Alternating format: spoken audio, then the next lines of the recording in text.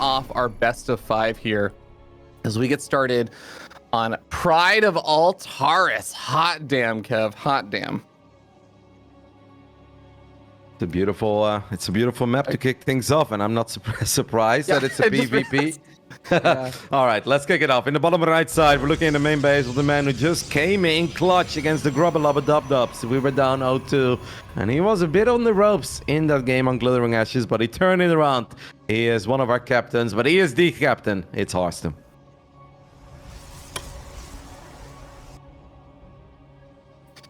And up here on the top left-hand side of the map, the purple Protoss player, so hard-working. And he was born in a log cabin that he built himself. He is Neeb, the 5 shades of Protoss.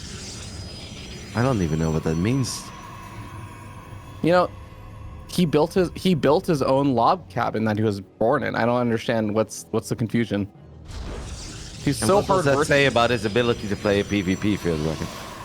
Says everything, because you know what, Kev? At the end of the day, StarCraft is a game of hard work and work ethic, and frankly, I think Protoss has that more than anyone else.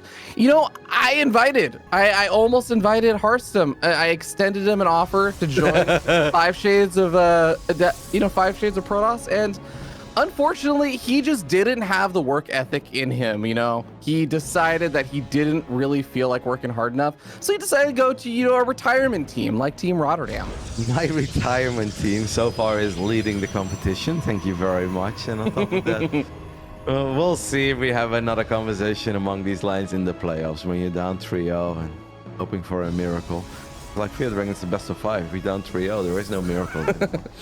Anyways, this is going to be a feisty one because Neeb is doing what I want to say is the traditional pylon on the low ground, but he's going for a double gateway. The funny thing is, I heard, was it the other day? It was either Drogo or MaxPack saying that this is not even a real 1 gate fast expand map anymore in PvP. That this is becoming more of a double gate map. But of course, you can still go double gate on the low ground as well. That's what Neeb is doing.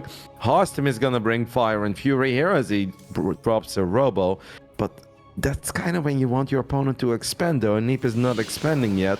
Hopefully, he's going to expand now. He is banking up quite some minerals. And I don't think RotterdaM is going to be super happy to see the double gate, but no man overboard. We can still make a prism. We can go into the main base. I think there's many ways that this can play out. Yeah, Neeb actually, he was building up to almost 300 so minerals, but he ended up investing into some of the extra stalkers before even thinking about throwing down that Nexus. Now he finally throws it down. Is this going to be a bit of a surprise over here as the probe for Neeb does spot out 2 of the adepts and sees a probe meandering around the map? He was looking for the gold base location. Wow. All right, RotterdaM busting out some interesting plays here. I love it. So we're opening up with the depths. We're opening up with a proxy robo, but we're also still going to take the gold. Neeb has a hallucinated Phoenix heading to the other side of the map. This Phoenix may make it into the natural and then into the main base. And then Neeb is going to be like, oh my goodness, I'm getting ultra all-in over here. So he may drop all the batteries. And the only thing that RotterdaM will do is probably just drop those adepts into the main base with his War Prism that Neeb has also picked up on. But I feel like there is good potential here. I'm a bit worried for the first real move out, because that's when defending the gold base can be hard, but this is looking mighty fine so far for RotterdaM. Oh my goodness, it feels good to have 5 captains on board. This is definitely some good damage for Team RotterdaM. RotterdaM already picking up 8-9 worker kills so far before shading out and getting out with one of the adepts. Now, that gold base is also going to be a big timer that Neeb is going to have to worry about. He's, got his own expansion a lot faster, but at the end of the day, the gold base is going to really be paying dividends soon. Yeah, and don't forget that Neeb also invested in 2 shield batteries in the front. Those shield batteries are not going to be used for it off. He wants to be aggressive and do something about the gold. This could honestly not have started off any better for RotterdaM. We're going to use the recall, of course. How many probes did we recall? I wouldn't have minded if we recalled a few more, to be totally honest, because we still have 12 left in the main. But this is obviously good. We can drop a Twilight. We can drop a couple of extra gateways. I mean, RotterdaM is just in a beautiful spot. And look at that observer. It sees everything just like we saw all along, everything that you guys were planning for this clan war. All right, well, RotterdaM is going to poke forward. He does have an Immortal as well. Those 2 shield batteries going to finally be coming in clutch over here and helping out. And thankfully, RotterdaM aren't that many targets for that Immortal to go after, you know, since it's mostly a sentry-based army. But that does mean that Neeb's gonna have to buy a little bit of time for his first Immortal to pop out. Looks like that first Warp Gate may very well be getting picked off over here. Can Neeb section off a few of these units? I mean, the Warp Prism should be able to save any of these units for Hearthstone, and oh man, Hearthstone's already getting some really good damage done. Hearthstone has lost one adept in this game, okay? Can we just talk about that? He has lost one adept, has killed 11 probes, 1 stalker, and a gateway, and he's got the gold, and he's 12 workers ahead. I mean, Neeb is basically in a spot now where he needs to all in, but he's gone all in against a guy that has a bigger army supply. Hearthstone is gonna get a couple of defensive batteries now himself, but we can... That is risky, but okay, the 2 Immortals are going to be able to kind of mess Neeb up in the main base. The only thing I'm a bit worried about is that this is not needed, it's not necessary, and I don't think we can recall, because recall should still be on cooldown. But as long as Hearthstone just stays near his batteries, I think he's going to be fine, and I think he should be able to pick up the 1-0 lead for us here. Yeah, these Immortals are still getting a lot of work done. Neeb, like you said, is basically all in off of this, and that army is just honestly not that big. I think he's gonna have a hard time breaking through and getting kill the prism, kill the prism, kill the prism, kill the war prism. Ooh. Oh, let's go! Come on, the boys. Hearthstone on fire. Oh my goodness, what the best 4th round pick in history. Wow. Well, you know, Kev, I'll give you that one. Hearthstone played pretty well. He came in there with a solid build order and a solid plan. And you know what? I take it back. Leave it to a Protoss player to really prove that he is, in fact, hardworking and ready for the match. That was actually as close to a perfect game as you can play in a PvP on Pride of Altaris.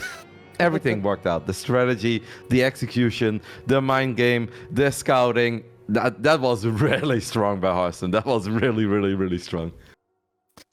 Yeah, but you know what? I'm not too worried because I think that Hearthstone, solid players. You guys are going to be sitting up 1-0, but I think we got some pretty damn good players also coming on up for the next match. And I think this one, I will say, Kev, I think it's hard to deny that this is probably a little bit favoring my team on this next match.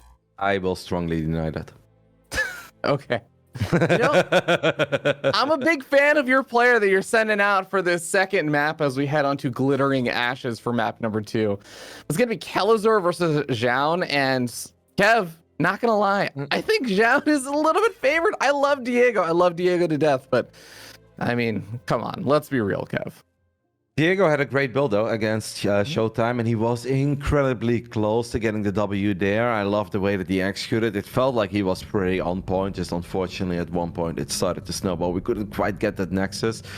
Sure, if you look at GSL performances and you look at the performance against some of the other top tier players, yeah, you can say that Zhaun is a minor favorite here, but I don't hate this for Diego. I really don't. I actually feel that Zhaun is a scrappy player, but so is Diego. I think that's where he thrives. I can absolutely see us taking it to a lead here. All right. Well, I am very interested to find out how that's going to actually pan out. I will say, I think Kelazor, you know, look at him in a team league format. I think he's sick just because, like you said, he's able to bust out kind of unique one-off build orders. He's got a very scrappy playstyle and everything. I think he does pretty well in a best of one format. There's been plenty of times versus players you would look at and say like, oh, he's actually super duper underdog into this match. Comes out with like a 1-0 or 2-0 lead even sometimes. So I will give you full credit. I think Kelazor is a damn good pickup for this kind of team league format.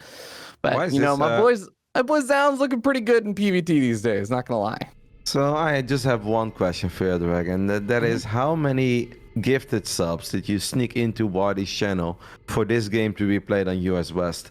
Because I live in the Netherlands. Kelazor lives in the Netherlands. We've got around 380 ping to US West. Okay, so just be honest right now. How many bits did you give him? Look, I'm pretty sure I won the coin flip. And let me just say, maybe it was because Wardy just said, well, keep flipping coins at me into my pocket and one of them will land heads, and then, you know, coin flips yours. I flipped the $100 bill you sent me. Okay, cool, yes. It came up, you know what? You can't deny it, Kev. It came up heads. It is, it's hard to compete with that Silicon Valley money, but that's okay. You know, we are no stranger to fighting uphill battles. It's all good. If you want to rig it a little bit in your favor, Fear Dragon, it is what it is. Too concerned. All right, Kev, well, let's get started. We are going to be starting down here on the bottom left-hand side of the map on top of the purple Protoss player. He is none other than 5 Shades of Protoss' Zound. No, who the hell is that guy? This guy, though, is a guy that we all know. In the top right side, we're looking at the main base of our Brazilian, American, Dutch player. We are leading 1-0. Can he give us the 2-0 lead that we are looking for? This is Calazur.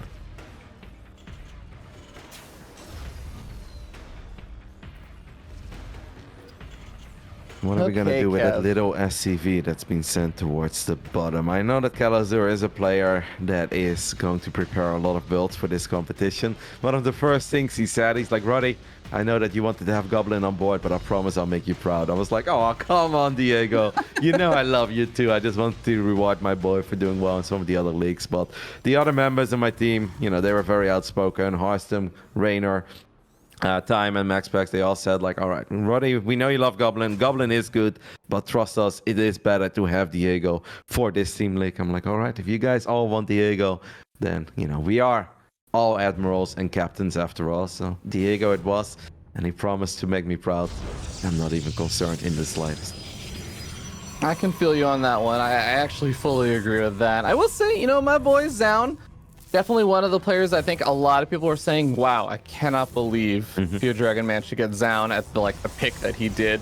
It's pretty incredible. He's been on fire lately, and especially I was saying in PvT, he has been killing it. He took out Maru actually at IEM Katowice during the group stages. He's been able to take out Beyond multiple times. I mean, a lot of these top players he has been doing very well against. Can we talk about this build? Okay. Can we talk about this build? So we have an eBay block. That's okay. You know, that happens every now and then.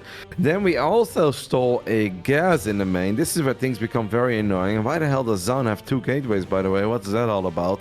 But now we also have a factory going up on the left side at 9 o'clock. This game is all over the place. And I don't know how long it's going to go on for, but I do feel like it's going to be short and explosive.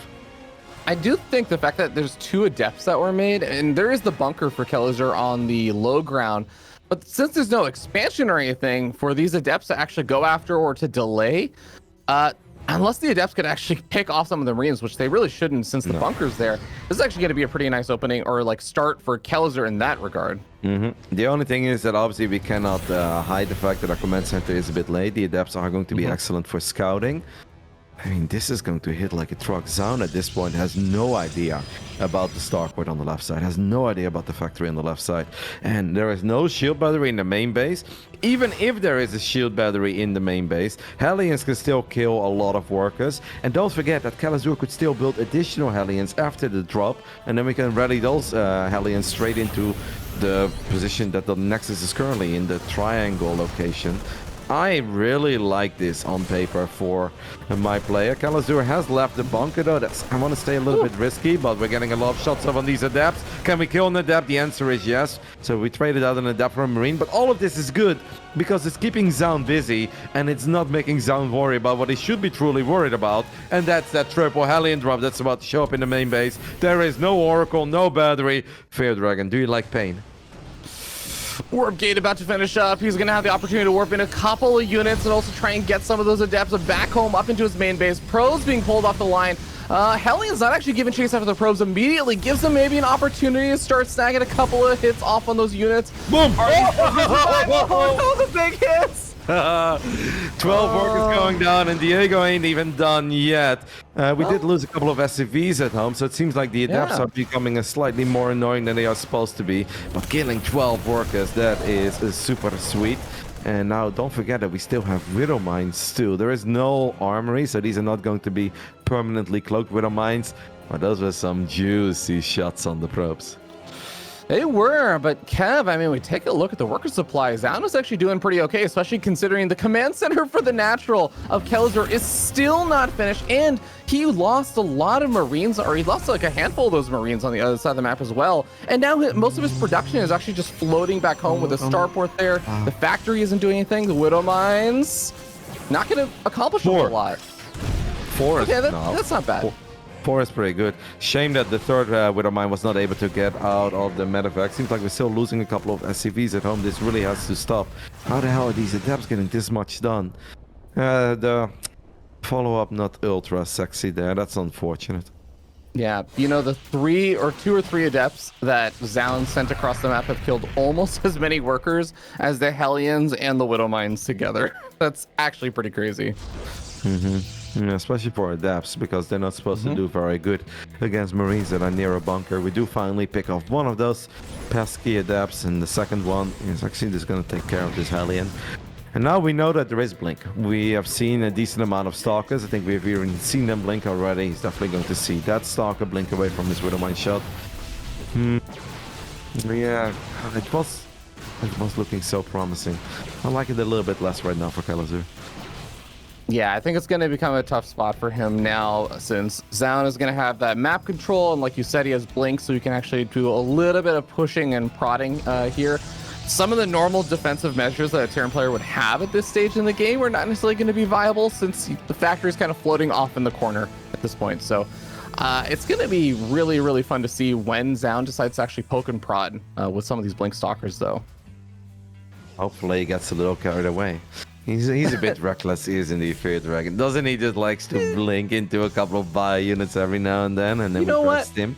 You know what? He does it because sometimes it does work, okay? Right? There's reinforcement there. I feel like ever since Patience has said goodbye, Zound is like, well, we do need someone like Patience in this There's world. an opening. So why would I be that guy? I'm all about it, man. Stalkers are moving across the map, and Stim is getting very close to finishing up. So this is, like you said, going to be a little bit of a dangerous period here if Zound decides to overcommit. But since that Observer is still taking a bit of time, he's not going to actually head in and do too much just yet. I'm really surprised that those two adepts were that successful, because it didn't even start off too hot with Kalazur picking up one of those adepts. But oh my god, obviously Diego was very focused on his Hellion control. Maybe Zound was very focused on his adept control. I love that Zound is so good that he's actually identified that those factory might start landing and trying to do something there. Oh, beautiful, or almost beautiful micro there. I almost didn't end up losing any Stalkers and forced out a Stim, but you know, Kalazur, he snags one Stalker there. It's not bad. It is not bad, but obviously we're going to need a little more. Would love to see the Marauders in the front. Okay, this is actually good positioning. Ends up losing a Marine, but deals a lot of damage to a second Stalker. Kalazur picks up 2 Medevacs full of bio. This is a very adventurous move, but maybe he feels that this is the kind of move that he needs to make. Yeah. Kalazur never afraid to go YOLO. I think all of those warp gates for Zound are starting to come online. Chase. Ooh, ability to warp in a lot of units. He might need to, as he does end up losing another Stalker or two over there. The Medevacs unload next to the Adept. And oh, Zound is already ready for this. If those units would have gone into the main, there is a very beautiful Artosis pylon in the main base. That in my sweet baby dreams, these Marauders and Marines were going to town on that Artosis pylon right now. Unfortunately, that didn't happen. Yeah, Observer does get picked off because Terran players felt like it was a little too frustrating not being able to kill off that Observer. So it did get slowed down a while ago. We'll see if that ever comes back, gets reverted. But you know what? And I can totally relate to that frustration. You know, normally, Kev, not feeling it, but today I just feel like Observers are a little too fast sometimes. Today I'm just so in touch with those emotions. It's crazy, man. All right, this is still a pretty good army, and Zound is very heavy on the Zealots. If the Widowmines can get some good connections, anything is possible. Can we save a couple of these units? The force field is actually kind of working against the Protoss. That Widowmine connection is decent. We get a Zealot, soften up a couple of the other Zealots. I feel like we want to get into the main. That Artosis pylon is still there, baby. Let's get it. This is what my sweet baby dreams are made of. Go for the pylon, mate. Please go for the pylon. Yeah, Zound is going to go ahead and recall a lot of his army up to the main base. Disruptor is popping out over here. It's going to help to at least force potentially a pickup over here. He might actually need some of that assistance. No! Oh my god, the late pickup! He gets a majority of the units! Oh, beautiful. Yeah, beautiful Rick coin flip that we're playing on US West. Nice one. You know, Kev, Zombie was in the chat making fun of the hype video, be like, oh wow, Protoss players, such skill, they're using disruptors, oh, so amazing. Well, you know what? Zombie Grub, get wrecked, because disruptors are pretty good, all right? Mate, that was actually such a good drop up to that point. It was very uncomfortable for Zound to engage that many bio units as well. Disruptors are not great in dealing with drops. Ooh, Ooh, Kalazur found some decent damage there, but yeah, in the end, at the cost of just a few too many buy units. But we've got a random little YOLO Kalazur hit squad that's gonna stem into the natural. We're gonna take care of a battery, and now we should be able to get a handful of probes. I don't hate any of this. Zaan is just gonna kind of chase this army down. Let's not lose a medevac. That was good. 5 probes, didn't lose anything. I like it. I have to say, Kelzer has been doing a killer job with just positional play with a lot of his units. He's constantly finding these little angles that are really unexpected to come in from at really odd times, and it's catching Zaan a little bit off guard. But Zaan, I think he's still overall been holding it together. He's establishing a 4th base and everything right now, and he's got a pretty killer looking army at this point, where he's started adding on a lot of those disruptors. He's getting up Thermal Lance to start transitioning into Colossus. His upgrades, I think, have actually also been pretty solid for the most part. I like that he's at least getting up his +1 armor now, as I think Kelzer's definitely fallen behind on the armor upgrades. I think an army that's consisting of 18 Zealots and 4 Disruptors is kind of random, though. Like, the Immortals are nice with the Disruptors, the Stalkers are nice, but the 18 Zealots, they kind of need to go for run-bys, or at least keep track of the army of Kalazur, like he's kind of doing now there in the natural. I wonder what's... Oh, no! Oh, my goodness, we all... medevac to a cannon. We have so many Widow Mines there that are just going to randomly walk into the main army of Zaan. Okay, he's going to burrow them, but in range of the cannons, unfortunately. Yeah, I don't hate it, Kev. He's going to sacrifice one of these Stalkers, but unfortunately still needs the Observer to actually clean the rest of them up, or Disruptor shots. And though a lot of this army moving along this right-hand side, I'd love if Zhao could get an Observer or like a Pylon or something on this right-hand side, because it really seems to be a recurring theme for where Kelzer keeps sending his army. He does have a Stargate, and he's even queuing up a Phoenix just to start poking at these medevacs that are hovering around his bases. And there's still the 2 other medevacs that have 7 or 8 units inside of it on the left side. Those units have been stuck for a little while. It's very important for Kalazur to take away the vision of Zaan. Snipe a couple of those observers, because if you can start doing that, then there is potential. He's going to unload, but these units are still stuck. It's going to be very hard to ever get any value out of those, but hey, maybe now skirmish with the Disruptors. Okay, good job. Oh man, there's the scan to try and pick off the Observer that clearly spotted him out. Nice deflection there from Zhao. Does send up one more Disruptor hit just in case the army still decides to commit in, but Kelzer gonna have to back off, and he's finishing up a 4th base, but Zhao has got his 4th base up and mining and operational. That Phoenix. And again, Zhao is continuing to get up his tech. Marty, that Phoenix is poking on the 2 medevacs that were stuck between the main and the 4th base. Let's go! Yeah. Inevitable. They've been around for a long time. At least Kalazur did manage to get his main units right now. I want to say in a place where he wants to have them, but it's going to be a little bit hard to find near a battery. Battery overcharge popped immediately, so at least we can wait until that runs out. Okay, I don't hate that.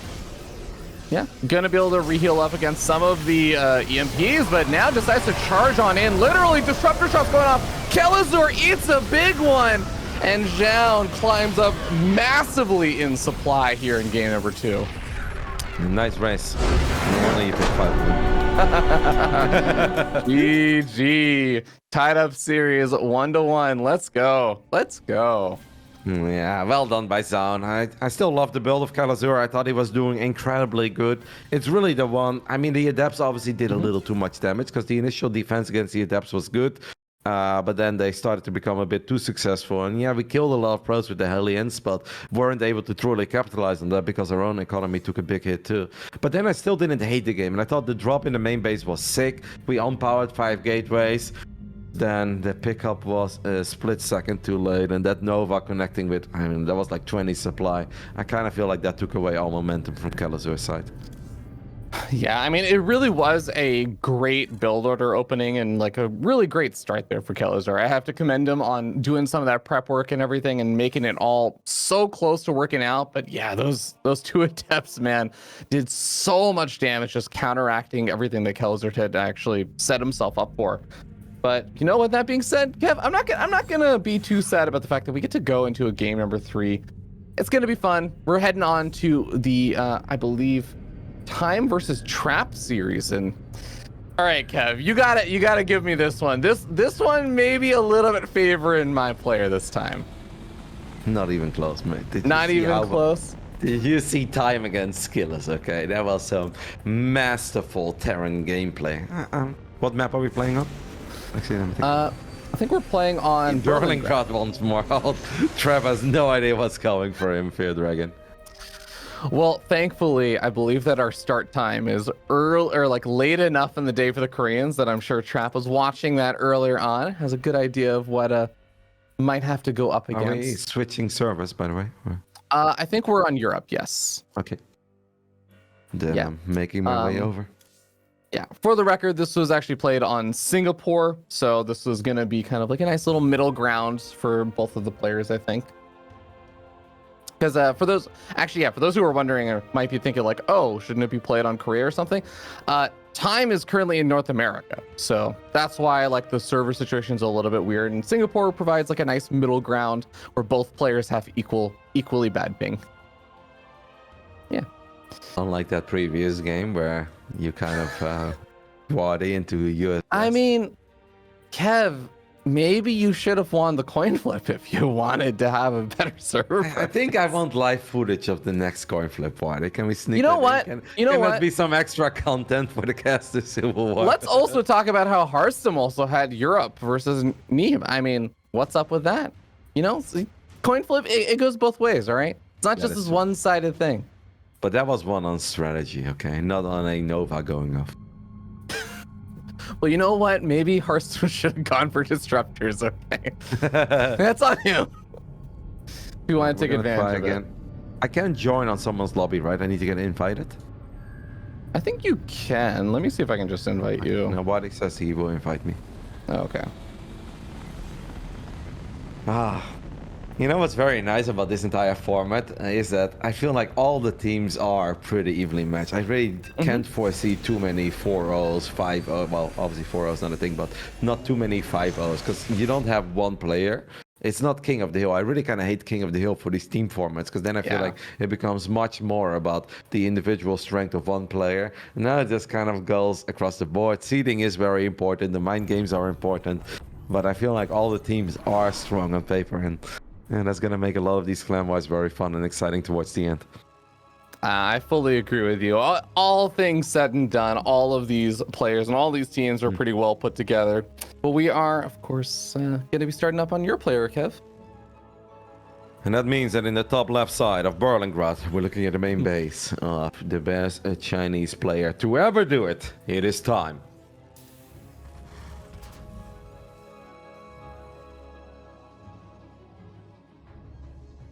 And down over here in the bottom right-hand side of the map, we have our blue Protoss player for the 5 Shades of Protoss. He is Trap. Supposed to be purple, but, you know, you'll have to forgive him.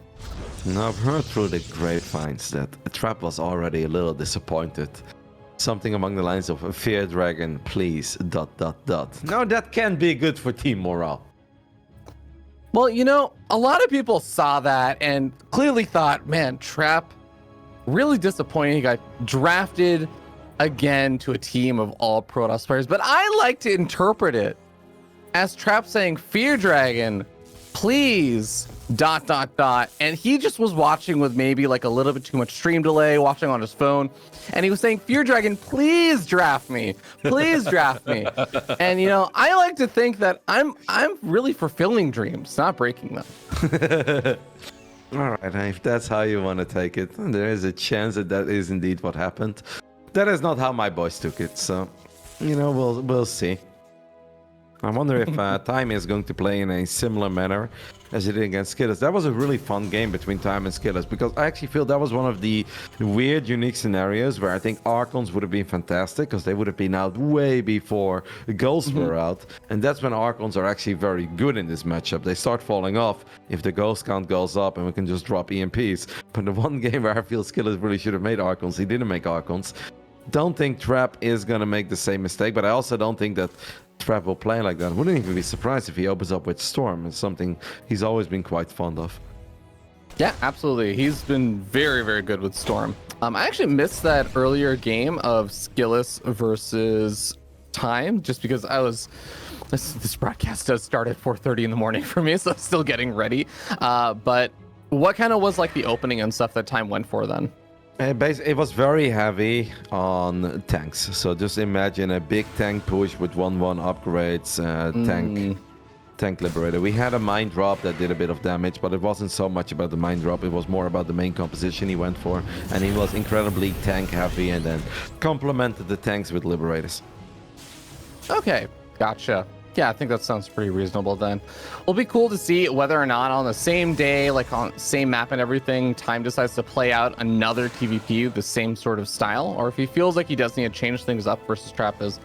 Both these players are probably like relatively familiar with the other one. Adepts are going to be able to get in over here and deny a little bit of mining here at the natural, but we'll commend Time and say he's already done a good job making sure there's no workers over here to pick off. No mules have been called down to this location yet. Do want to point out a couple of people in chat are also mentioning that this all starts very early. Please keep in mind that we have players obviously from all three regions. There are Europeans, Americans, and Asians, and it was kind of hard to find times that worked, but of course all the games will be uploaded to Wardi's YouTube, and on top of that, not every single play day is going to necessarily start this early for the Americans. I'm sure there will be a couple of matches that are great for American broadcast times, and also slightly more favorable for Europeans if it's not in the weekend, like on a, well, it's Friday today, right? Is it Friday? I lost track.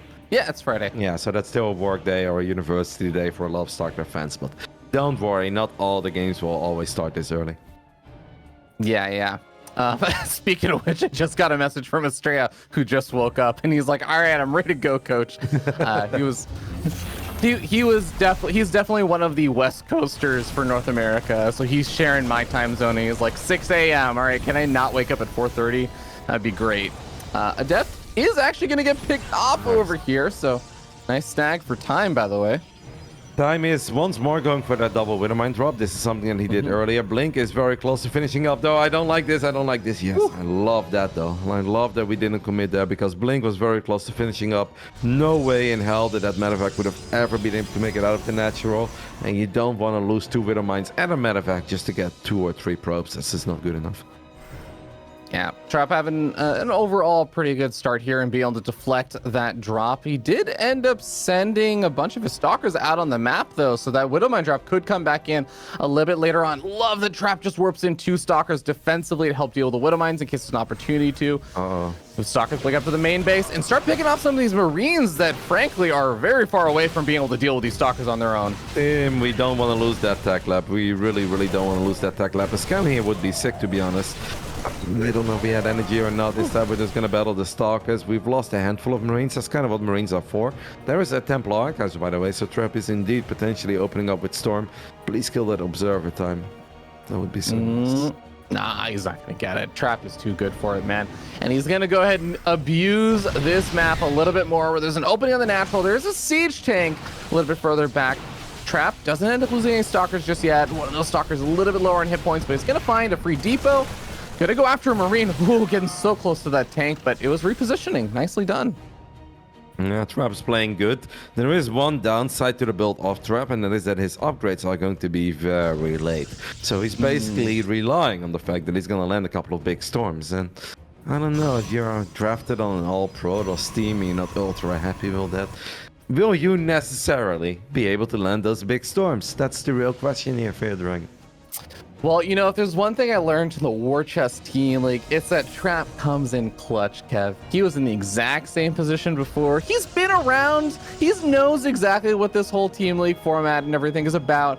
And he is absolutely one of the best ace players, I think, during the War Chest team league. And there's a good reason why, because he knows when it comes down to it, how to pull it out and play his best StarCraft. Does Time even know about the Templar Archives, by the way? I feel like he has. I don't think so. I mean, the only scouting he got, really, was the medevac trying to poke in for a moment and then backing off. That's actually the only scouting he's gotten. It is very important that you know there are High Templars out on the field. Otherwise, your Marines are going to be too clumped up, and then we will be able to land those big storms. There is serious potential in this move out for Time, though, because it really all comes down to the couple of High Templars that Trap currently has out on the battlefield. I kind of feel that Trap maybe needs to put those High Templars inside of the Warp Prism. Instead, he's going to try to drop a couple Zealots potentially in the main base with that Prism, but that means it's way less likely that he's going to land good storms. I wonder if he's going to try and do it at the same time as he tries to try and poke forward, so just trying to divert a little bit of that attention. That was a very patient Widowmine drop. Oh my god. good things are worth waiting for. That's the motto of our team. It does tie up the worker count, which is definitely going to be favoring Time a little bit here, although Time is still just kind of getting started with establishing his third base. So Trap has a little bit of opportunity still. Waiting to see when that War Prism is going to be heading into the main base. Looks like it's going to be around now. Then trying to force an engagement at the same time. I love this pairing. This feels reckless, but it could work out, obviously, especially the Zealots have a lot of potential. I don't think this push has a lot of potential, but the Zealots have a lot of potential in the main base. That's going to be relatively difficult for Time to deal with, but I like the positioning there. Now we've got Vikings. We can put Vikings onto the Prism. He's going to have to recall immediately. That's what he does. And that wasn't bad at all for Time. And we are getting pretty heavy once more on the tanks. The tank count is currently at 3. We've got 11 Marauders. This does not look bad for Time. If we can start making some progress on the map, take out those observers, keep Trap in the dark, then there is serious potential in this game. Yeah, I have to commend Trap that he really did probe up pretty quickly after the Widowmine loss and everything. He's already looking pretty healthy yet again. Storm gonna zone out some of these units, getting a free few pickoffs. So we do have Trap still just really doing a great job pressuring on the other side of the map, getting some feedbacks off, and keeps the High Templar alive as well against any potential snipes and everything. Trap is doing such a great job at just controlling the map right now. Yeah, and he's got 4 Immortals too. That's actually very sweet. Immortal is not necessarily normally the go-to unit that you rely on winning fights 10 minutes into the game, but against somebody that's very Marauder heavy and pretty tank heavy too, as there are 3 tanks still on the map, I actually think having 4 Immortals is sweet. But it really will all come down to the engagement, and that one observer has just been giving Trap a little too much vision. I truly wish that Time would have been able to see it. It's kind of hard to spot observers if they are above like uneven terrain. It's not that obvious, but this observer has been godlike for Trap. Yeah, it's been providing so much intel on the army positioning and everything here from Time. Now, Trap is going to go ahead, and I love this, just setting up some of those like pylons around the map, getting a little bit extra vision, because this is sort of the moment in time where Trap hasn't actually been super in Time's face the last minute or two. And that means that Time has the opportunity to try and get some drop harassment done, to try and move around the map and find some angles where Trap isn't entirely covered. But Trap has just been so on top of, I would say, sending his like zealots around the map, getting the pylons around. He just has vision everywhere. It's going to be so tough for Time to actually sneak anything by right now. Yeah, I have to admit that I'm very surprised with overall how passive Time has been in both of the games that I saw. I know you missed the first one, but that was also not hyper aggressive. And this one is very, very defensive. I've always kind of felt that Time was a lot like Bunny, where he likes to be in the face of his opponent, where he likes to be pretty reckless. But it's a complete 180 of that. This is some ultra defensive play. Now, this basically means that we're going to be forced to play the late game against Trap. Trap blinks forward there, blinks into a bunker and a Widowmine. So that actually hurts a little for the Protoss. Loses a couple Stalkers, but once the economies are this big, losing 3 or 4 Stalkers is not the biggest deal anymore. If we can kill that War Prism, that'd be mighty fine. And we are so close to that Prism. We find the Prism, and that Prism seems pretty stuck. War Prism gonna take a lot of hits there. No. Oh my god, it survives, and the Vikings turn around, and it drops out the Zealots in the main base. You know what? All in all, pretty successful drop. Yeah, because that should have actually just been picked up above in dead airspace. Damn. The Prism does still go down, and in the end, the Zealots will get taken care of as well. But yeah, now we pulled units out of position again if you're on Team Trap, and that's obviously nice. That's going to give him some extra time to catch up in the upgrades. Because the only thing he had was +2, but now +1 armor is going to finish up. And Time is just building another command center. He is just truly embracing the late game, hoping that maybe Trap is short on time and is going to make a couple of crazy engagements. I mean, this is a powerful Terran army. We're looking at 22 Marauders, 8 Vikings, a couple of Widowmines, and 5 Ghosts. But it's not a very mobile army.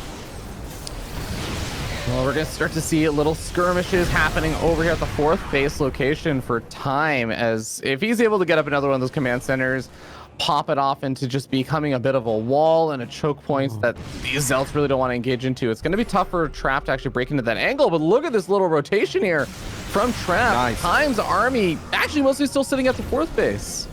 Big EMP though. We landed a nice EMP on the majority of those High Templars. So no Storm available for a while. And I kind of feel that Trap maybe could have gone into a Stargate a little earlier. But I think that he has been ready all game long for the move out of time. He's like, all right, he's going to make this move out. No, never mind. He's just going to get a few more. He's going to move out then. But that move out just never came. And now Trap is like, all right, damn it. So I'll go triple Stargate. There is a scan going down immediately in the main base. Time does not see all the Stargates, but he sees the first one. And that should give him a good idea of when carriers will potentially make it on the battlefield. Or he goes Tempest, but Tempest would be very well to me. I can only imagine it's going to be carriers. They're just better. Yeah, but I mean, I love the way that Trap is just really taking the map and embracing this and kind of saying, okay, well, if you are just going to play this passively, then yeah, I'm fine with just taking all of the kind of outer bases, getting ready, and we're going to see a big fight over here. EMPs come off, but so do a lot of the feedback. Disruptor hits hitting a couple of these units, getting some previous connections. Storms also landing on quite a few of the bio units. A lot of it sitting in the red. Disruptors plus the Colossus should be able to zone this out, but those Vikings, I think the one thing that is forcing Trap a little bit further back, he still, I would say, takes some pretty decent trades there. Yeah, I think Trap actually took a very good fight there because he picked up most of the ghosts. Ghosts are very expensive units. He didn't really lose a whole lot. It's one of the most difficult armies to run into, I think, as a Terran player. And it is going to be Tempest, by the way. I kind of like that, to be honest. That gives me hope. I don't believe in Tempest all that much, and we already have a decent amount of Vikings. One observer flies into a turret. There's a bunch of DTs have been wiped in as well. It shows us that. Yeah, I think that Time got a little bit ahead of himself there, and I also think if you want to run forward like that with your bio units, the Vikings need to be working on the Colossus immediately. But the Vikings actually showed up quite late. Yeah, that was absolutely one of the big problems, I think, for just Time being able to keep up with the AoE DPS that Trap was outputting during that fight.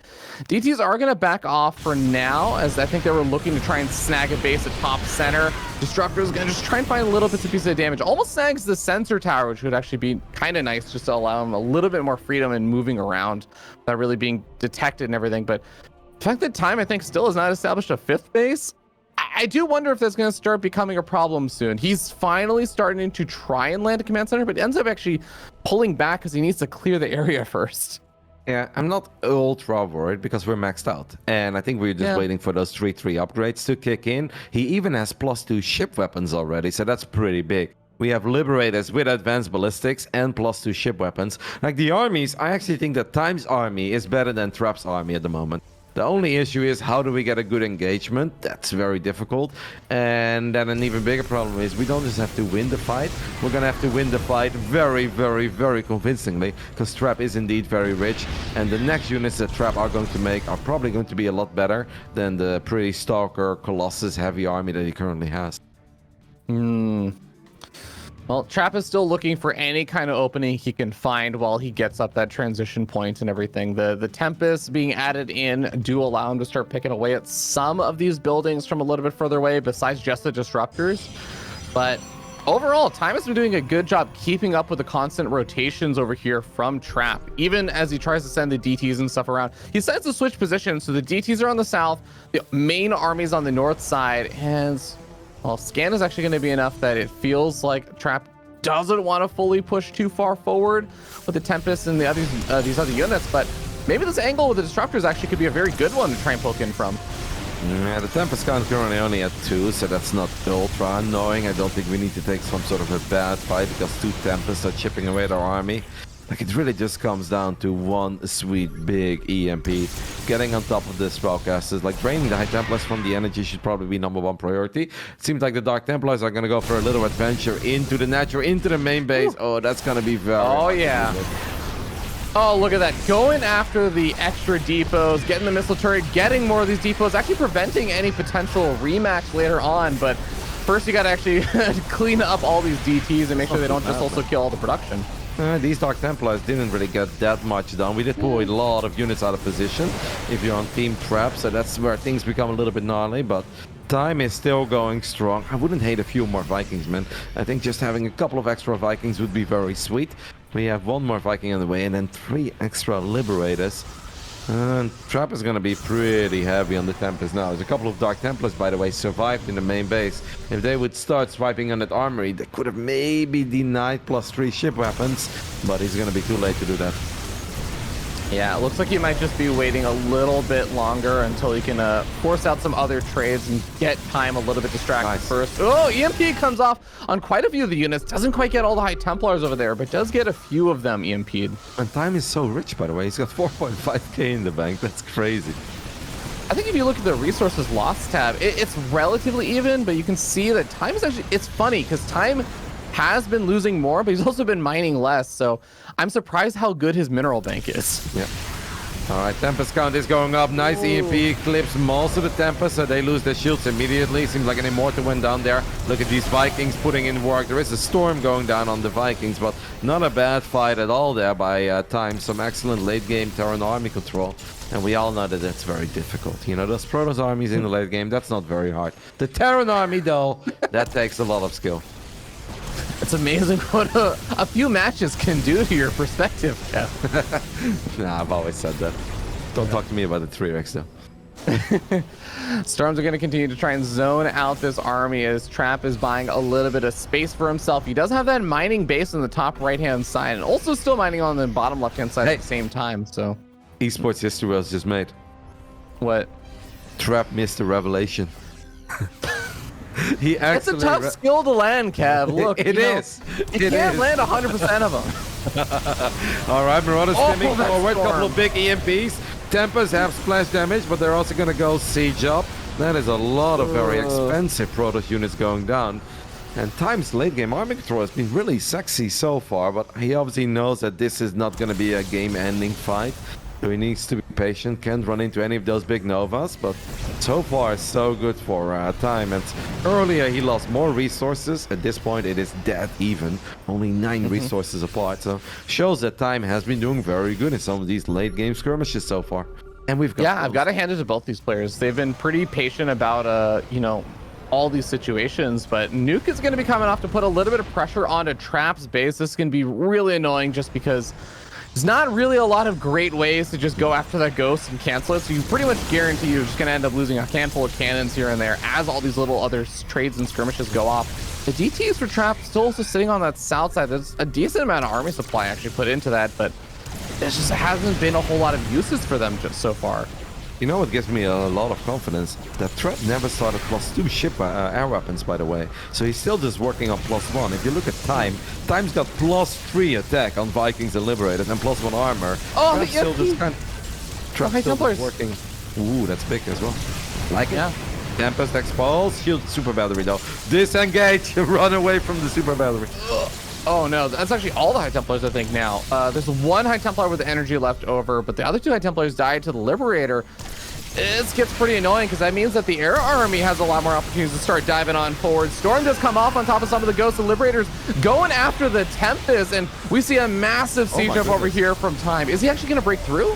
I think he is, because you're not going to step into those circles anymore. A couple of Stalkers should not keep the bio units at bay, so a lot of probes are going to go down here. Now, Trap is, of course, ultra-rich, so he really doesn't need to take a game-deciding fight to save this base, and he's just going to counterattack with a lot of DTs. Oh, the DTs in the main base actually start going after all that production as well, making it a little harder for for Time to remax. The rest of the DT is going after the planetary, so you know what? A lot of expensive units there for Trap actually going down, but he still has all of his production pretty much uncontested, and he's sniping off some of these mining bases. I feel like this can still work out pretty well for Trap. Yep, and we did land an EMP on the 2 goals, or excuse me, on the 2 DTs in the main base, but the 2 goals actually getting picked off as Time is too concerned about this main army of Trap. They're chucking around Trap with a very crazy forward blink there, but it actually kind of works out. He lands a good Nova towards the end. Liberators are gonna push him back.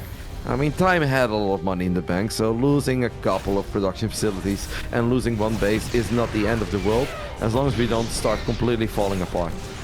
Yeah, it finally cleans up those DTs, but I feel like the cool thing here for Trap is that he's been able to snag even more of these bases. He's been able to do a continuous damage. The worker count for Time, it's not the most important thing when you are at this stage in the game as a Terran player, but he has actually been reduced a little bit, and he still has to make sure he can defend this bottom left-hand base. One of the things that I kind of hate the most is that Time lost all of his goals, and it just takes a little while to rebuild those. He had a few more, but those get blown up as well by one of those disruptive shots. Liberators are doing a good job in pushing this Protoss army all the way back.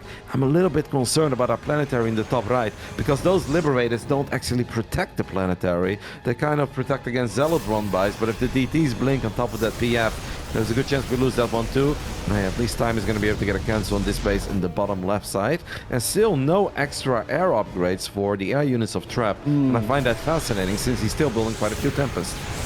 Top right-hand side, at the same time as Time is actually doing his attack, the DTs come running on forward, are going to easily be able to snipe off a planetary that doesn't have any detection at it, and might be able to go for a second one. So yes, Time is getting the bottom left-hand base, but Trap is the more rich one over here, and he's getting equal, if not more, damage done faster.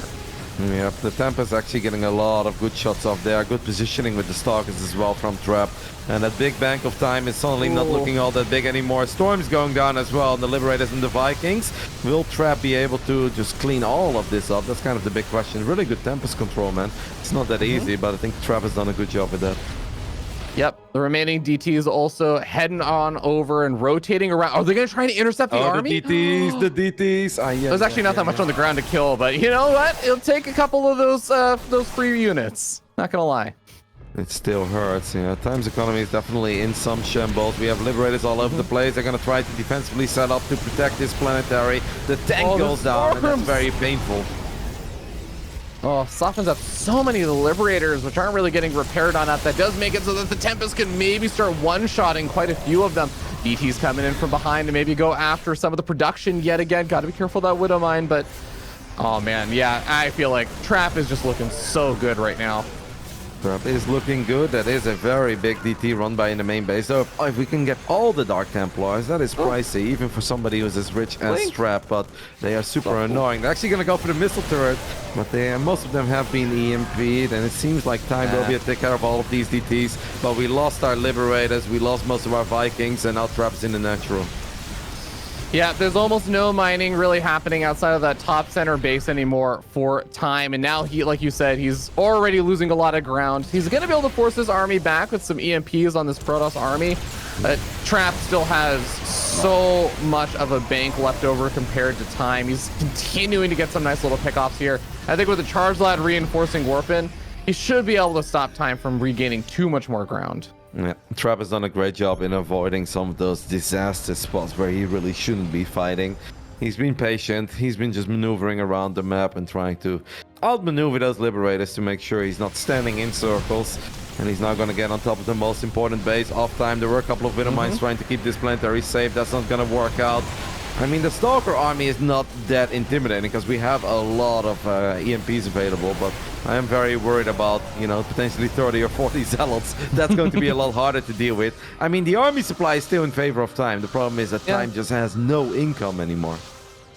That is going to be the big way that Trap is going to have big advantages. He's spent most of his gas bank, but he is still mining on the bottom left-hand side. He has to reestablish some of those gas geysers, so losing this top right-hand base is going to be a bit annoying in terms of the gas income, but like you said, just another big Zealot reinforcing Warpin will make it very difficult for Time to deal with.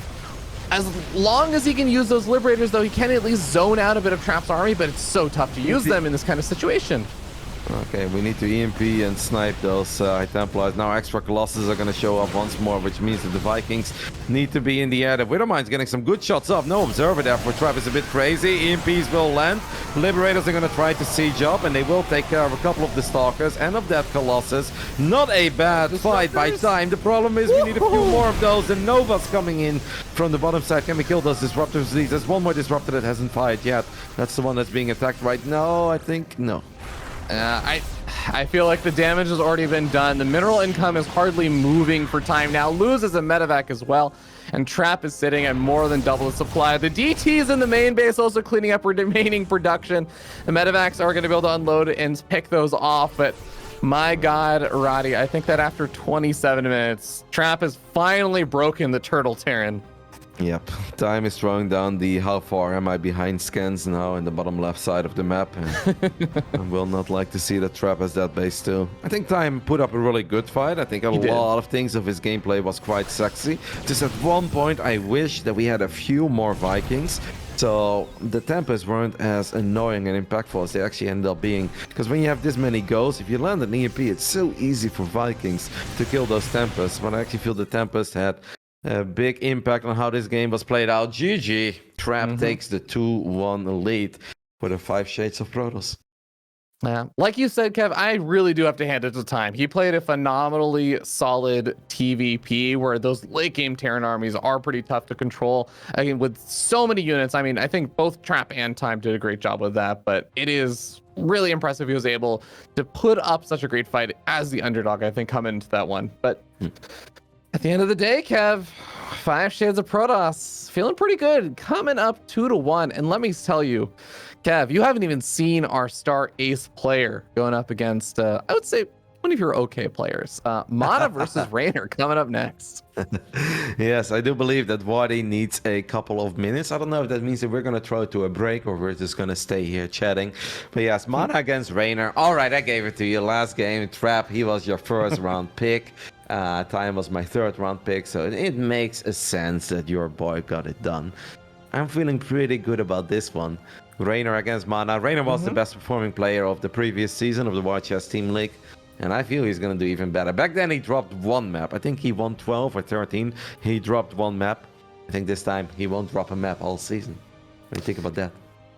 You know, I will admit that Raynor he's a pretty good player. He can get a little done in StarCraft, but I mean, can he contend with my boy Mana? A man who's been playing StarCraft for, I believe, over like 17 years now. This is actually one of the most storied, long career pro players in StarCraft in this stage in the time. Like, I think actually probably outlives a lot of the careers of even a lot of the Koreans that have been around for quite a while. Because, I mean, Mana's been playing since Brood War, basically. Yeah, no. Mana is a big veteran. He was also part of the 2nd big final we ever had when it came to offline competition, Wings of Liberty in 2010. Back then, Mana versus Nama, the first big DreamHack that ever had StarCraft 2. Mana was in the grand final and he won it. Those are some great games. I remember a lot of High Templars against Marines and tanks. So Mana's been around.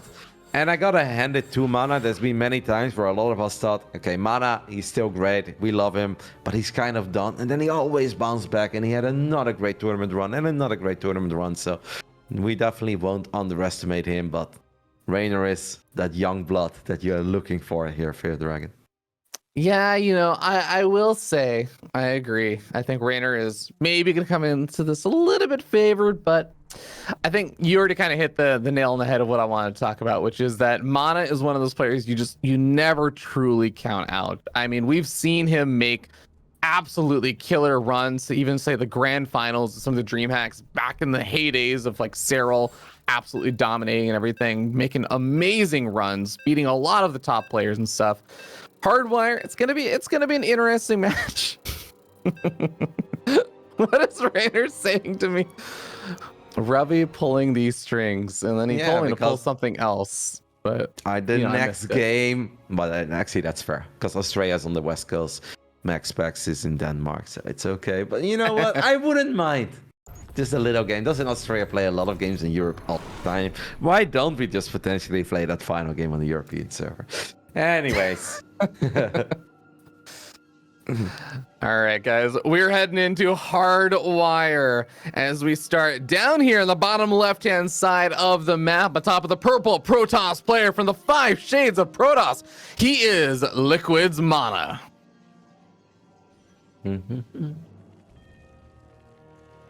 And in the top right side of Hardwire, we're looking at the main base of my first round draft pick. One of my 5 captains, but definitely the captain when it came to the draft order. This is Kaiser's Gaming Raynor.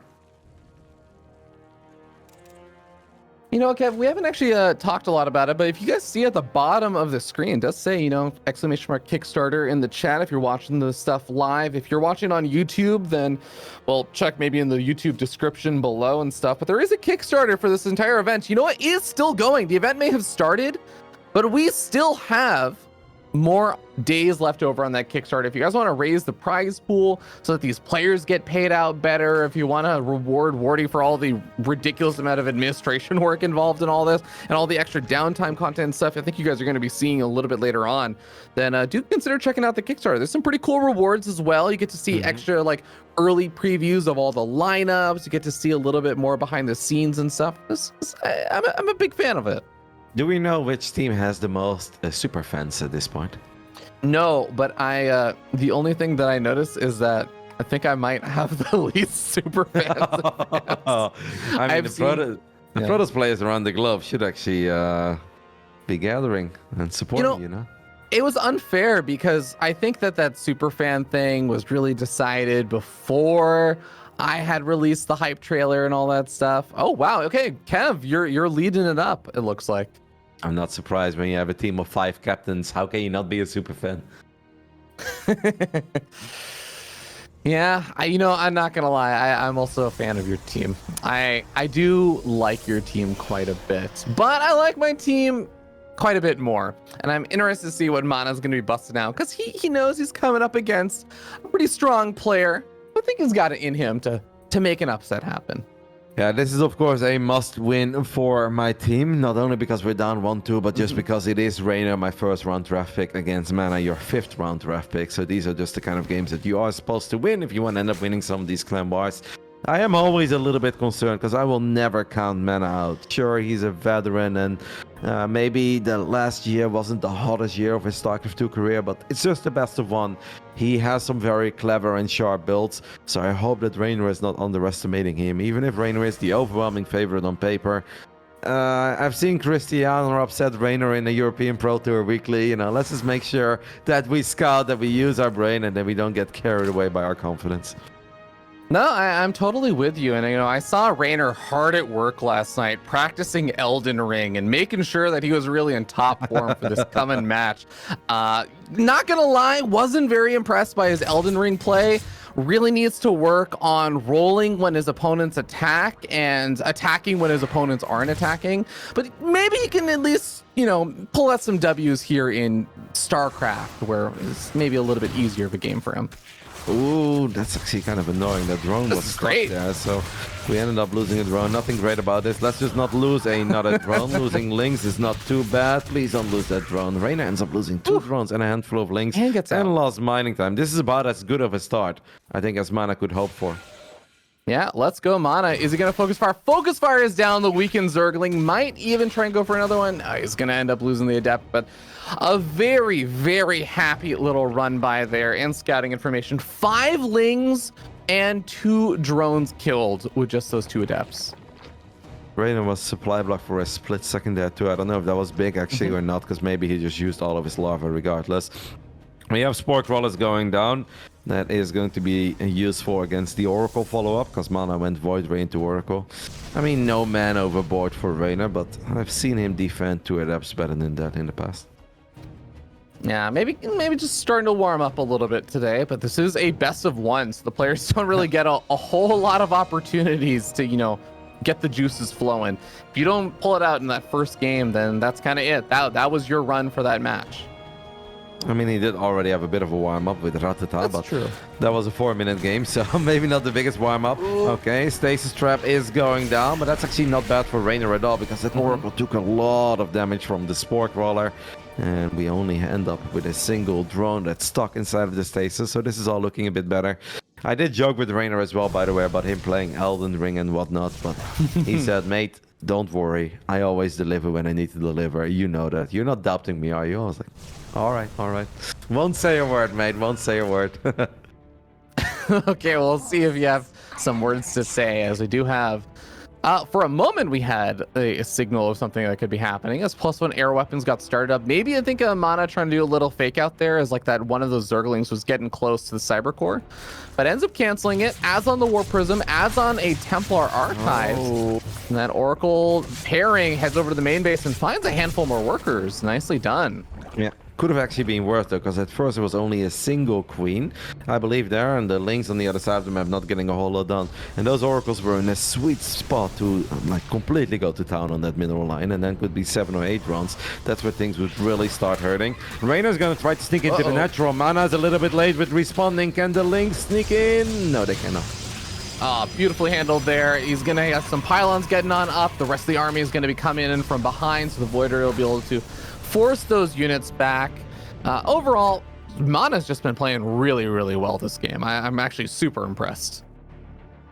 Yep, no, so far it's a very good showing by Mana, but that's not necessarily enough to just grab all your forces, run to the other side of the map and take a fight on creep. He knows that. So instead he's... What is that? Can Reyna see this? Oh my goodness. If the creep domain finishes up, I think he sees it. But at this point, Reyna does not see these Archons morphing yet. But I am very fortunate to see all these roaches on the production tab. Because if those roaches weren't on the way at this point, then I'd be very concerned. Now I want to say I think we're going to be fine. Stasis trap in the main base. Got a couple of drones by the looks of it. I think Reyna should be able to deal with this without too many issues. Look at those queens go. I mean, sure, Protoss units deal a lot of damage. But this is what I had in mind all along when I thought of peak game design. That queen staying alive while being attacked by 4 zealots and 2 archons. Just the way I love it. Yeah. Never seen Roddy be such a fan of queens before, but they could use definitely going to be paying off. I had Saro in my chat yesterday, and I think the copy pasta was queen ? What unit is that? Because the Zergs make it seem that the queens are irrelevant now. I'm just happy to see that every now and then they're still all right. You know what I mean? Should you even make queens if they can't transfuse off of creep? Reyna's supply is suddenly starting to explode here a little bit as he has a lot of roaches, a lot of links on the way. Baneling speed is 25 to 30% done. Mana does have a good observer in the center of the map who's also making a Phoenix. I wonder what the Phoenix is about. Did he see a Spire or something? There is no Spire, so I don't know if he saw one. Did it get cancelled? I don't know. I didn't see anything along those lines, but this is definitely going to be a scary attack timing coming in from Raynor with, like you said, an absolute surge in supply. And I feel like Mana is really going to be relying on these disruptors. The disruptors have to get something done because otherwise a lot of his units are not exactly the units built around dealing with roaches and ravagers. It's a lot of those archons. The charge lots need to find good surface area, but the disruptors, the big game changers over here. Already finding one of these ravagers, not a bad start.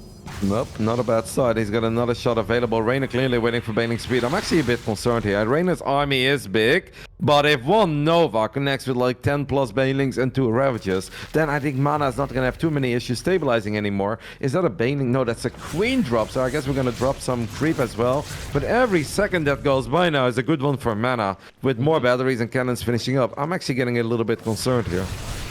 Disruptor shot number 1 goes in and stacks quite a few of the Banelings. The rest of the disruptors not quite going off. The Banelings do manage to find a lot of these disruptors. Another disruptor shot goes off. A lot of the Archons have been taken out though. There's no more shield batteries or anything left over, and the Phoenix don't really have that much ability to add in too much additional DPS outside of the Overseers. The third base has already been ravaged now. Can Mana stabilize with the remaining Nexus though? Will this be a good enough defense? Void Ray is going to take a lot of damage from one of these queens and the corrosive bulk, and the Void Ray get picked off. The answer is no. The Lynx really need to kind of kill this Nexus though. If Raynor doesn't get the Nexus, I don't think it's a success, but he does get the Nexus. And that means that I guess I'm all right with all of this. In the end, still pretty decent by Mana, who actually gets out of this with only a single disrupt. I thought he had 2 disruptors left. That was close, Ravi. That was actually very close. Yeah, I think actually that Disruptor did a little more damage to the Nexus. I don't know if he could have saved it if the Disruptor hadn't fired, but definitely a dicey situation. Now this does get a little bit complicated. It's not over by any means. I think Mana still has a good fighting chance in this, but it does become a lot harder just because, like you said, he lost a lot of his Disruptors on top of also losing the actual Nexus. Picks up a creep tumor there with one of his Purification Novas. He may need to save those shots though, because Raynor's second wave is here. The Phoenix is obviously not very useful in a game like this. Thought I would never say that. You know, it'd actually be sick for Mana if in a game like this he would have had a Dark Shrine.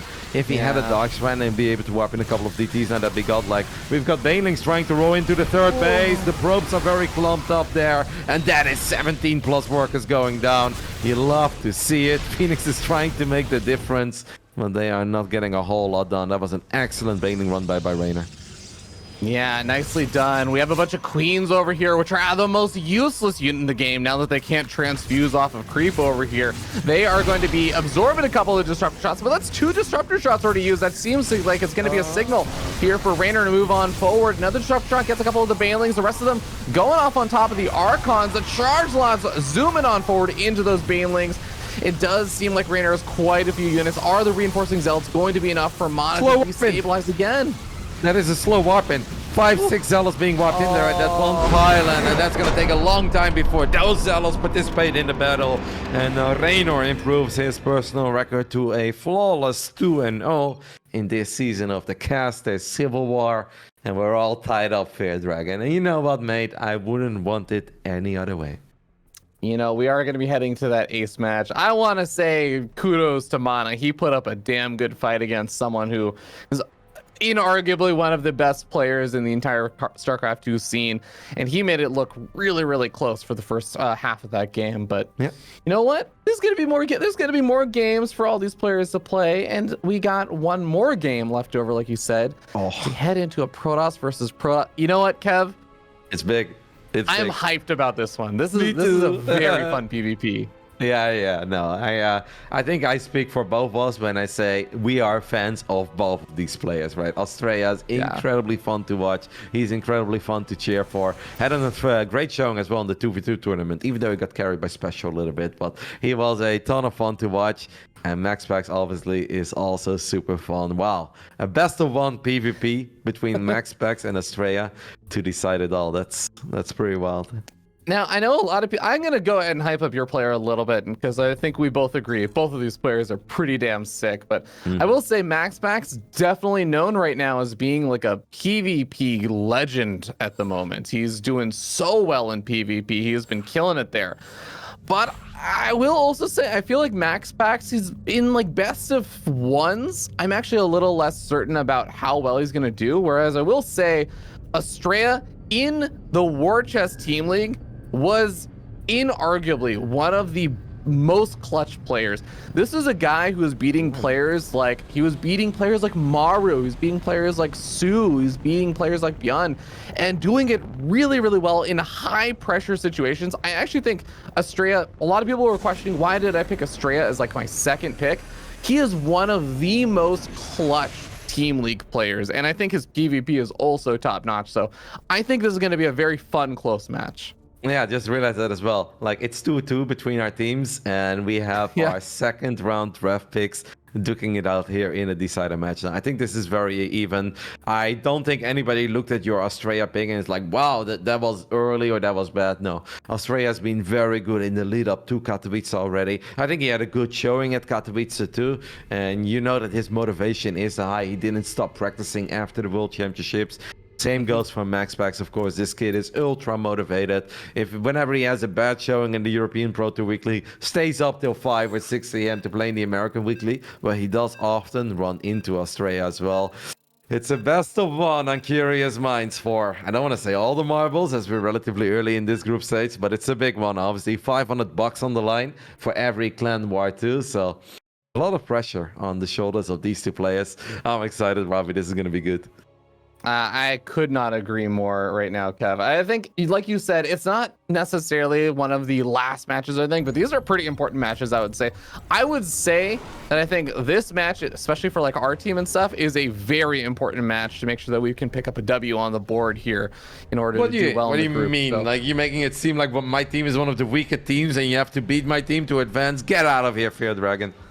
Okay, I'm not gonna lie. I feel like we got pretty good map draws for the head-to-heads on this one, so I think it's important that we can take the W's where we can. Made a better man win, feardragon. All right, guys, we are gonna be starting up here in the top left-hand corner of the map, on top of one of the most handsome Protoss players in the world, the purple Protoss player.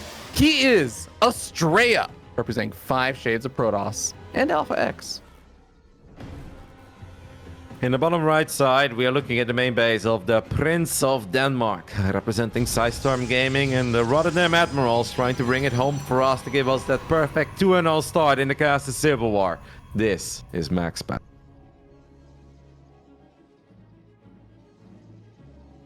Kev, I want to bring it back to actually something I said earlier, which you're a little dubious of and everything, but I think MaxPax is an absolute legend when it comes to PvP. There's no questions there. But I think a lot of the times he does win, they're not 2 zeros. They're not like 3 zeros. A lot of time they are 2 1s. He oftentimes does drop the first map. A good example of this stat is if you even just look at the head-to-head of Estrella versus MaxPax, MaxPax has the winning lead. He's 6-3 versus Estrella.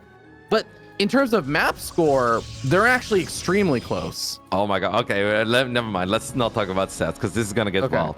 So the one thing I'm a bit worried about from MaxPax is obviously the patch have changed things. So certain things are less good than they were before. Now, Curious Minds is still one of these maps where I think you can relatively safely go for a 1-gate fast expand. But MaxPax actually went Nexus before the Cybercore, and Australia, I mean, he's not even hiding it. He is just 3-gating in broad daylight. MaxPax is normally very good at scouting these things, but he may make this too complicated. Okay, a bit to the left, MaxPax, just a little bit to the left. No, just head home, man. There's nothing to see here, buddy. Yes. Okay, he sees it. That's very good. The first part of defending this is getting the defense going. Now he can actually defend with the Robo, so he doesn't need to go Void Rays, and we can get Immortal. But we need batteries. We need batteries, and we need them now, feardragon. Straight throws up a pylon inside of MaxPax's main base as well, which is going to make things a little bit more annoying and complicated because now MaxPax has decided, like, okay, well, I clearly need to go for the pylon that's in my main base more than anything else. Now MaxPax has sent his probe across the map and seen everything that's going on. How is he going to react here? Batteries, and we just get an Immortal out. I feel like this is kind of MaxPax, his stomping ground. This is what he's practicing time and time again. Australia's getting a little bit ahead there with 1 Stalker. MaxPax is still on the low ground, but he's going to have to disengage here. Obviously, he's got a quicker battery. You don't want to lose the Stalker. You really, really don't want to lose the Stalker. We only have 1 battery, actually. No, he turns around. Can we get first blood? Yes, we can. MaxPax draws first blood, and he's still working on that pylon in the main base, too, with just a single probe. Most important thing is, though, that we get an Immortal out, but you also want to make sure you have battery overcharge for when you need it the most, so you have to be careful with your Chronos. Estrella's Warp Gate technology is going to be a lot faster, which is going to improve his ability to make units a lot sooner than MaxPax, so that's another thing you can try to rely on. No shield batteries or anything getting started just yet. MaxPax oh my god, Estrella's going to go for the Adept Warpin in the main base, and MaxPax, he's not really pulling any other additional units over there. Oh my god, it doesn't get off in time. Oh, never any doubt. But now we're gonna try to get Adepts in the net, so this could still be very annoying. But Big Daddy Immortal's out. MaxPax tries to block the Adepts, so that does not totally work. So now the defense is gonna be a bit more chaotic. But 3 Stalkers and a Probe should be decent enough. MaxPax hasn't built too many probes, so this is definitely adding up. Okay, looks like last Adept is going to be able to shade back over the natural, deny some mining time, which is very, very nice because Estrella's still trying to get up his own Nexus behind this. It's even up worker counts now, though. Yep, and he goes Stargate, which I think is very smart. I actually think Stargate is a good choice if MaxPax makes a bad move up. Yeah. Oh, that's a lot of workers going down. MaxPax, I don't want to say falling apart here, but he's taking more damage than he's supposed to take from just a couple of Adepts. Now we do have a much stronger army, and that's obviously the good news. More Adepts being warped in. MaxPax should be able to see it. We got a Stalker kill. There is an Oracle being warped in. Another force field, or 1 force field goes down. We almost get a second Stalker. We keep the Adepts out this time around. Yes, we do. So MaxPax is going to queue up a Prism, but the Oracle has a lot of potential, especially in the natural, because I don't think the batteries are totally in range to heal up those probes. Yeah, it's good that for MaxPax that he's able to deny those Adepts from getting in. Yet again, the Adepts do start to idle for a little bit, so it looks like one of them is going to end up falling over here. The second Adept forces another shield battery out.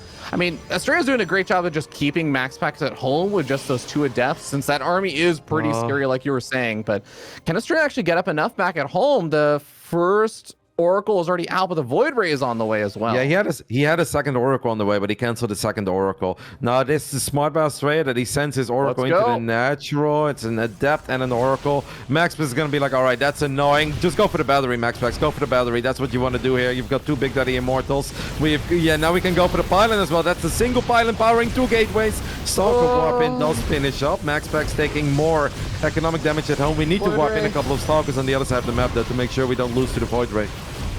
Cybercore going down also means that only Zelda can get warped in for a little bit. Void Ray activates its prismatic alignment with the probes also being pulled off the line. It looks like Estrella will be able to stabilize for a little bit, but he really does need to remake that cyber core.